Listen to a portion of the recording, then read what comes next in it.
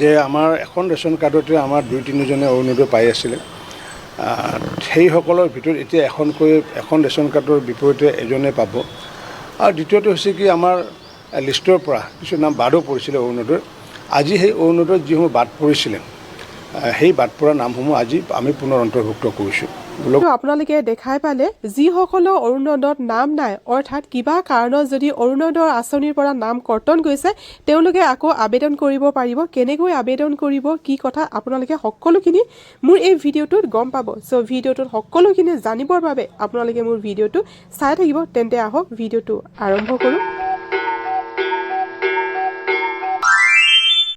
লাখ লাখ অৰুণোদয় হিতাধিকাৰীলৈ এটা ভাল খবৰ লৈ আহিছো এই মুহূৰ্তত কিয়নো হিমন্ত চৰকাৰে দিছে এই ভাল খবৰ কোনো এগৰাকী মহিলাও বাদ নপৰে হিতাধিকাৰী তালিকাৰ পৰা আনুষ্ঠানিকভাৱে মন্তব্য কৰিছে মন্ত্ৰী ৰঞ্জিত দাসে সংবাদ মাধ্যমৰ সন্মুখত মন্তব্য কৰা দেখিবলৈ পোৱা গৈছে প্ৰতিটো প্ৰয়োজনীয় নথি জমা দিলেই লাভ কৰিব 1250 টকা অৰুণোদয় আঁচনিৰ 1250 টকা ধন লাভ কৰিব ৰাজ্যৰ 30 লাখ মহিলাক অৰুণোদয় আঁচনিৰ ধন দিব ৰাজ্য চৰকাৰে প্ৰতিটো সমষ্টিৰ মহিলাসকলে লাভ কৰিব অৰুণোদয়ৰ 1250 টকা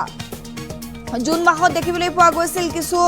পলম হোৱা দেখিবলৈ পোৱা গৈছিল 10 তাৰিখে অৰুণোদয় আঁচনিৰ ধন নোহোমালে হিতাধিকাৰী একাউণ্টত আৰু তালিকাৰ পৰা নাম কৰ্তন হোৱা মহিলাসকলেও এইবাৰ লাভ কৰিব 1250 টকা সমান্তৰালকৈ মুখ্যমন্ত্ৰী আত্মনিৰ্ভৰ আঁচনিৰ জৰিয়তে যুৱকসকলে 2 লাখকৈ টকা লাভ কৰিব ৰাজ্যৰ 593 গৰাকী যুৱকক দিব 2 লাখকৈ টকা আমি জনাই আছো অৰুণোদয় হিতাধিকাৰীসকলৰ বাবে এটা ডাঙৰ খবৰ এই মুহূৰ্তত ৰাজ্যৰ 30 লাখ মহিলাই লাভ কৰিব অৰুণোদয় আঁচনিৰ ধন যিসকল মহিলাৰ অৰুণোদয় আঁচনিৰ পৰা নাম বাদ পৰিছে বা নাম কৰ্তন হৈছে তেওঁলোকেও কিন্তু পুনৰ লাভ কৰিবলৈ সক্ষম হ'ব এই ধনৰাশি কেনেকৈ লাভ কৰিব আনুষ্ঠানিকভাৱে ঘোষণা কৰিছে মন্ত্ৰী ৰঞ্জিত দাসে মন্তব্য আছে আমাৰ হাতত আগবঢ়াইছো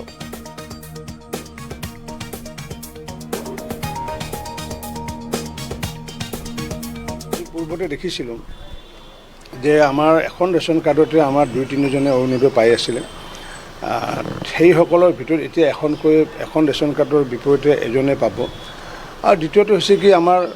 লিষ্টৰ পৰা কিছু নাম বাদো পৰিছিলে অৰুণোদয়ৰ আজি সেই অৰুণোদয়ত যিসমূহ বাদ পৰিছিলে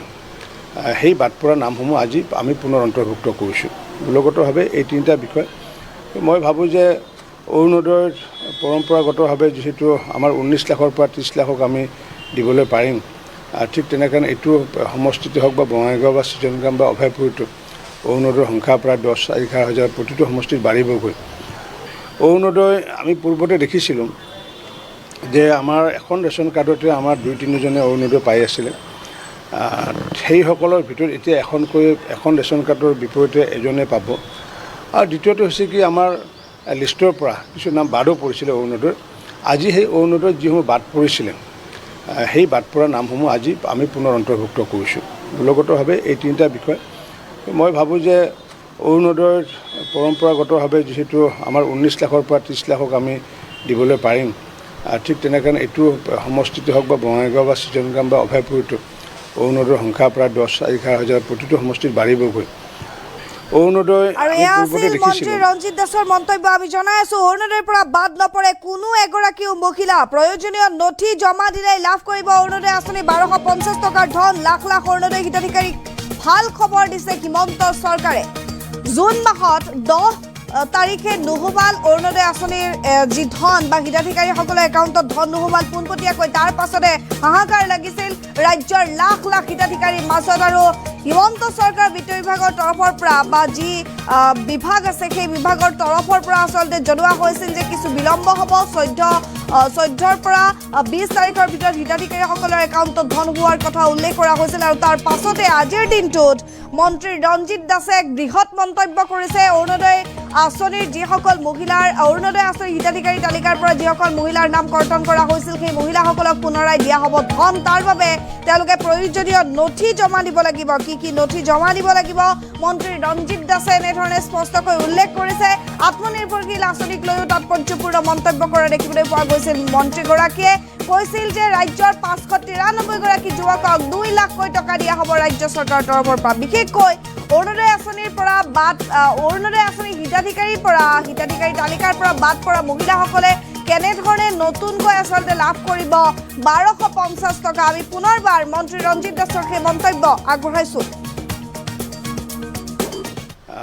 সেইসকলৰ ভিতৰত অৰুণোদয় আমি পূৰ্বতে দেখিছিলোঁ যে আমাৰ এখন ৰেচন কাৰ্ডতে আমাৰ 2-3জনে অৰুণোদয় পাই আছিলে। সেইসকলৰ ভিতৰত এতিয়া এখন ৰেচন কাৰ্ডৰ বিপৰীতে এজনে পাব। আৰু দ্বিতীয়টো হৈছে কি আমাৰ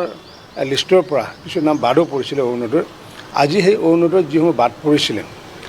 সেই বাদ পৰা নামসমূহ আজি আমি পুনৰ অন্তৰ্ভুক্ত কৰিছোঁ। মূলগতভাৱে এই তিনিটা বিষয় মই ভাবোঁ যে অৰুণোদয়ৰ পৰম্পৰাগতভাৱে যিহেতু আমাৰ 19 লাখৰ পৰা 30 লাখক আমি দিবলৈ পাৰিম, ঠিক তেনেকৈ এইটো সমষ্টিতে হওক বা বঙাইগাঁও বা চিজনগাম বা অভয়পুৰীতো অৰুণোদয়ৰ সংখ্যা প্ৰায় 10-11,000 প্ৰতিটো সমষ্টিত বাঢ়িবগৈ। অৰুণোদয় আমি পূৰ্বতে দেখিছিলোঁ যে আমাৰ এখন ৰেচন কাৰ্ডতে আমাৰ 2-3জনে অৰুণোদয় পাই আছিলে। সেইসকলৰ ভিতৰত এতিয়া এখন ৰেচন কাৰ্ডৰ বিপৰীতে এজনে পাব। আৰু দ্বিতীয়টো হৈছে কি আমাৰ লিষ্টৰ পৰা